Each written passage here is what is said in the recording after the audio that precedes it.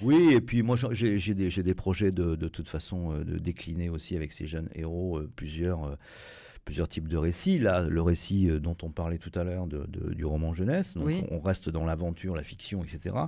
Mais j'ai un projet également de cuisine chinoise pour les On enfants va en parler. avec Yaya et Tutfo. Mhm. Et puis le jardin de Yaya aussi, parce qu'on est très très proche de tout cet univers. Et là, je vais vous proposer l'enchaînement avec Vivant, tout ce qui est Oui. de l'ordre de l'environnement, de la protection de l'environnement, de D'accord. la sensibilisation à l'environnement, etc. Ça, c'est vraiment quelque chose que Faye veut absolument développer. Et donc, voilà nos héros comme Yaya, qui a une grande maison à Shanghai avec un grand jardin, D'accord. pour nourrir plein d'enfants. Ah, je lâche des petites choses.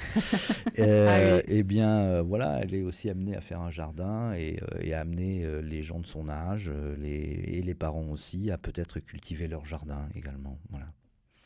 Donc, parenthèse sur cet autre ouvrage que moi j'ai découvert au Salon du Livre cette année. Donc, Vivant, c'est une écrivaine canadienne, Misha Meinrich Blaise. Donc, elle a dessiné également ce livre et apparemment, c'est un carton en Chine actuellement. Ah c'est oui, ça, ça marche. C'est Faye qui a découvert ce livre-là, qui l'a rencontré d'ailleurs, cet auteur, et qui lui a proposé donc de l'éditer en France. Et c'est un bouquin magnifique parce que là encore, il réunit grands et petits. Il y a une forme de vulgarisation de scientifique qui est tout à fait abordable. Et qui est très sérieuse en même temps. C'est très sérieuse, bien. C'est très sérieuse et très illustrée, et illustrée de façon un peu poétique, parfois surréaliste. Et c'est vraiment adorable et très pertinent.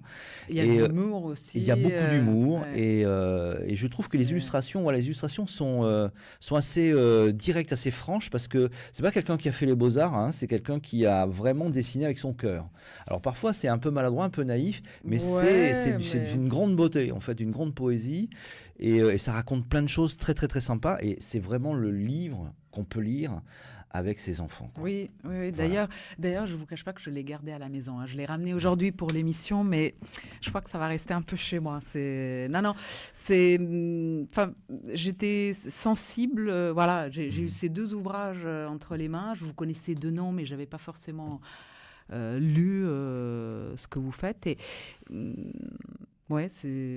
ça veut dire que vous mélangez bien aussi avec Faye, peut-être aussi deux formes de sensibilité. On a deux sensibilités qui sont, voilà, vous voyez, on peut être de deux cultures complètement différentes, de deux pays extrêmement éloignés, et avoir un creuset de sensibilité qui nous permet d'évoluer et de se comprendre.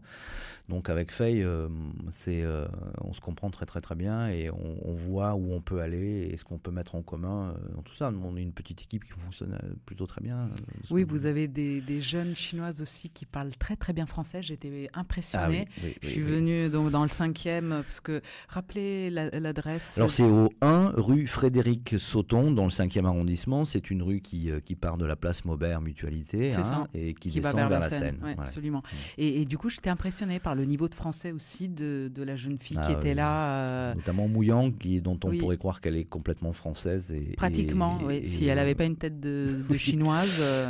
Et elle parle un français, et elle écrit un français absolument parfait. Remarquable. Oui.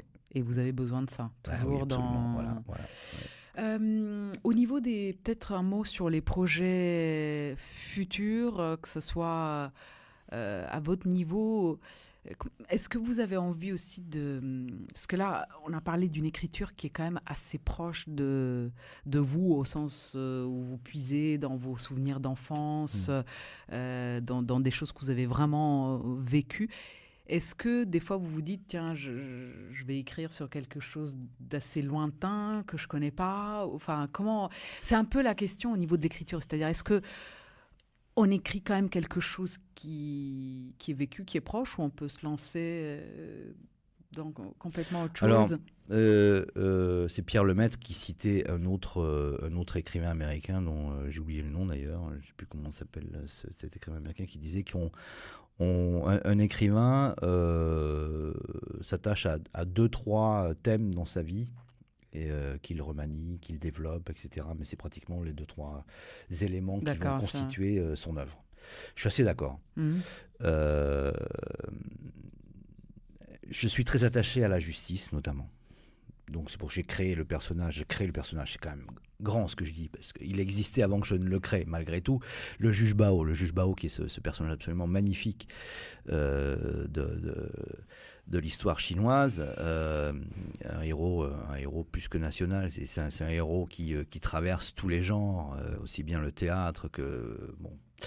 Et voilà, je suis très attaché à ce symbole de la justice et en même temps d'humanité, plein de choses comme ça qui me sont proches. Donc j'ai développé un personnage et un univers fictionnel qui s'adresse plus aux adultes. Là, on est un petit peu éloigné de l'univers de Yaya. Malgré tout, il y a toujours des questions qui sont de l'ordre de la morale ou du questionnement de la morale, de l'éthique, de la justesse, de la justice, de la faute, du pardon, des choses comme ça. On est toujours quand même de la trahison, voilà.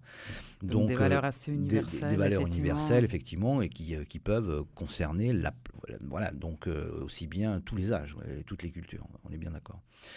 Pour parler plus particulièrement de mon travail, il y a la bande dessinée, il y a effectivement donc ces deux ou trois registres avec Yaya, le juge Bao ou l'ombre de Shanghai qui est plus pour ados. Mais Juge Bao, vous diriez que ça s'adresse à quelle tranche Ado-adulte, c'est du polar, D'accord. donc c'est la trame du polar, donc c'est à partir du moment où on peut s'intéresser à ce type d'univers. Oui, vous savez, il y a même des élèves de 5e qui m'en ont parlé.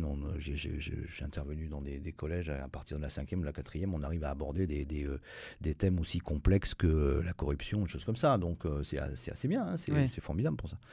Et là, il y a 2 ans, j'ai sorti un polar, donc un polar franco-français, qui s'appelle La mariée nue, qui devrait cette année, en fin d'année, paraître en poche. Donc pas le livre de poche ni pocket, etc., mais en format poche, hein. Et vraisemblablement chez les éditions Feuille. D'accord. Et voilà, et c'est du polar franco-français. Ça se passe dans mon Périgord natal, justement. Donc vous voyez, je reviens aussi à des choses qui me sont encore attachées. Alors voilà, on parle d'un autre aspect de la sensibilité, mais finalement on ne peut pas se départir de notre propre histoire, de nos propres racines, etc. On peut couvrir un certain nombre, un ensemble de thématiques, mais notre sensibilité nous ramène toujours sur les mêmes grands axes. Donc finalement, c'est ça vos sources d'inspiration. Oui. Ça reste quand même... Les sources d'inspiration, c'est le passé.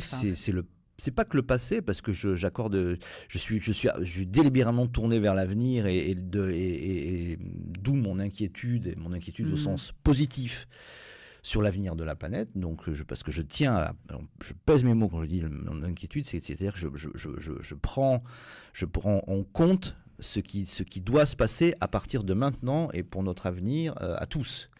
Mes enfants, les vôtres, ceux de leurs enfants, etc. C'est maintenant. Donc en fait, je suis vraiment tourné vers ça. Mais pour moi, le temps n'existe pas. Le temps ni l'espace n'existent pas. Donc je peux créer aussi bien des personnages dont les histoires se passent en 1937. Kouchi, qui va parler de l'univers de la steppe mongole avec des problèmes d'environnement, hein, puisque ça parle de ça aussi, donc en 1985.